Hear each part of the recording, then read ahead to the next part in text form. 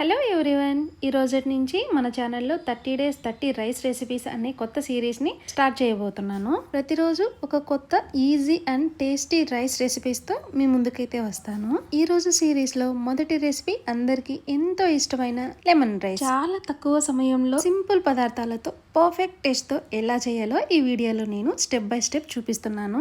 So వీడియోలోకి వెళ్లే ముందు మన ఛానల్ని కనుక ఎవరైనా ఫస్ట్ టైం చూస్తున్నట్లయితే ప్లీజ్ లైక్ చేసి షేర్ చేసి సబ్స్క్రైబ్ చేసుకోండి. ముందుగా ఒక ప్యాన్ పెట్టుకొని అందులో ఒక 2 స్పూన్స్ ఆయిల్ వేసుకోవాలి. అది వేడైన తర్వాత ఒక పావు కప్పు పల్లీలు వేసుకొని అవి కొద్దిగా వేగిన తర్వాత ఒక 1/2 స్పూన్ ఆవాలు వేసుకొని వాటిని చిటపటలాడనివ్వాలి.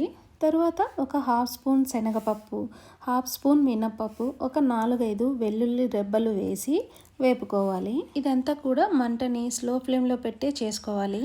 అప్పుడే టేస్ట్ బాగుంటుంది.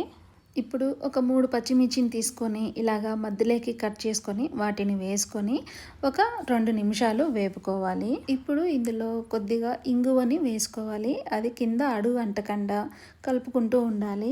దీనిని 1 నిమిషం వేపుకున్న తర్వాత కొద్దిగా కరివేపాకును తీసుకొని దానిని ఈ ఆయిల్లో బాగా వేగనివ్వాలి.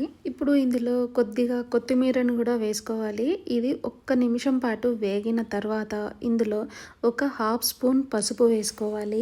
వీటన్నింటిని ఒక్కసారి బాగా కలుపుకొని స్టవ్ ఆఫ్ చేసేసుకోవాలి.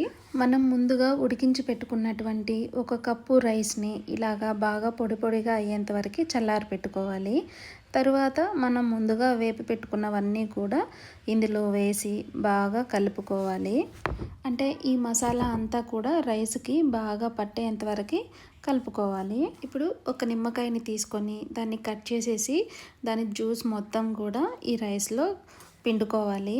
అలాగే సాల్ట్ కూడా వేసుకొని మొత్తం ఒకసారి బాగా కలుపుకొని సర్వ్ చేసేసుకోవడమే. సో ఈరోజు లెమన్ రైస్ రెసిపీ మీకు నచ్చిందని అనుకుంటున్నాను. ఈ వీడియో మీకు నచ్చినట్లయితే లైక్ చేసి షేర్ చేసి ఇలాంటి రుచికరమైన సింపుల్ రెసిపీస్ కోసం ప్రసు నివీస్ కిచెన్ ఛానల్ని సబ్స్క్రైబ్ చేసుకోండి. మళ్ళీ నెక్స్ట్ రెసిపీలో కలుద్దాం. అప్పటి వరకు happy cooking. Take care. Bye bye.